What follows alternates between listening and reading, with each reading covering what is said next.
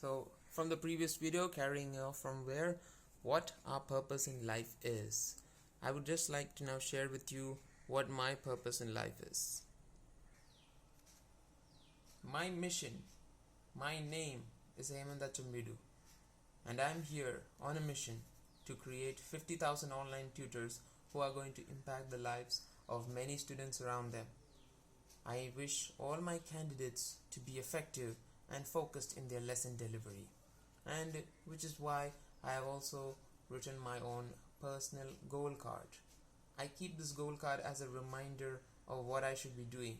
I read the goal card every day when I wake up, and as a matter of personal affirmation, I even go further. I even write down my goals in my diary every day. Here, I'll just show you a few pages from my diary. Here you can see that I am writing down all my goals in the diary. I even changed the colors to ensure that I'm highlighting the colors of the goals that I want, and also the highlights I have. I have a strict code that I follow, a code of honor, which I always read every day in the morning. This pyramid I intend to follow for the rest of my life. This is my purpose in life. I know what you just saw may sound like some kind of motivational, inspirational stuff and all, but that's me. That's me, Hemanta Chambidu, the raw, unadulterated me. So that's what I've got to share with you. Now let's get back to the slides. Coming back onto the lesson, let's now look at the idea of implementing what we learned in week number 2. We have already identified the market. We have identified the person or persons that we are going to talk to. Having identified the customer avatar, we are now ready to understand human psychology. What makes a sale happen? So there you go. That's the most important point that we're going to discuss today. Sale happen. So how will you get a sale to happen? Well, you got to understand the main psychological triggers that are going to get the attention of the customer, inspire the customer, guide as in, maybe educate the customer or pre-frame them, persuade them. Subliminally you can persuade them maybe. And last but not the least, transform them from a lead into a customer. So that should be your objective. Alright, continue on with the lesson.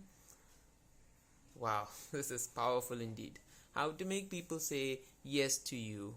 So the approach will vary from different people and all. Now of course, let's just look at our own personal situation.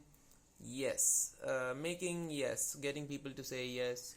Our family members are probably the more easier people to convince. Now then followed by, let's see here, business partners. I'm not sure if you have experience, if you guys have experience in running business, but of course your business partners may come the second according to me. And the third would be, this might be a bit controversial again, but I found, convincing your girlfriend or your partner to believe in you, believe in whatever that you want to say or in whatever you want to buy. That's where they come out third. Now about the remaining 5, I don't know about all of you guys, but I don't have any experience of making those people say yes. I have not sold a product. I have not interacted in deep with my followers or fans. I don't have any team members. Burning, yes, I could say my colleagues at the company, of course. So in the case of my team members, of course, the conversation always usually transcends into the working relationship that we share. So in respect of the working relationship that we have, I'm sorry, I have not yet had them to say yes to me. It's because my attempts at launching a new advertising campaign in December targeted at the parents of our students did not go to plan. So definitely in my case, for getting my team members to say yes, I failed. So I gotta learn something more and maybe come up with a more convincing presentation that my team members will accept my point of view. Alright, now the next slide tells us that, oh yes, is a skill that can be learned. So so see, the first three categories that we learned previously, those three categories are in fact very easy to handle. But because those categories, we have a certain level of trust. Now make no mistake here, with the first three categories that we discussed, the amount of trust is a bit high than usual. Other than the 5 categories as I've mentioned above, the trust in those people, now your business partners will have invested in you in a monetary relationship, and with your parents and uncles you share a bond of family. With your spouse or your partner and your girlfriend or your boyfriend, you share a relationship of love, you share a relationship of sharing. So there you go, this is a totally different level of relationship compared to the relationship with the remaining pyramid. So that's why, there you have a totally different segment happening here. Okay, so let's now move on to the next slide. It is the hardest skill in the world, I totally understand that, but having implemented some of those steps, you can click on the I button and see how I closed my first customer through a email sales copy. Here's the video in which I deconstructed how I typed that mail and how I presented the offer to the customer, and the customer accepted the offer that I had in mind. So it may be the hardest skill in the world, but if you can, compound it over time, if you can compound your sales over time, then you are going to be, look at that shape of that curve. I'm a physicist, so I'm gonna talk sometimes in terms of curves and all that. Look at the shape of that curve. Sexy, isn't it? Yeah, that's the exponential curve, and it just keeps on going up in the positive direction. So that's the exponential curve, the curve of compounding that we must all aim to create. Yes, of course, basic human nature. From the initial battle between the Homo sapiens and the Neanderthals, of course, we are Homo sapiens, and Homo sapiens won the battle of evolution over the Neanderthals.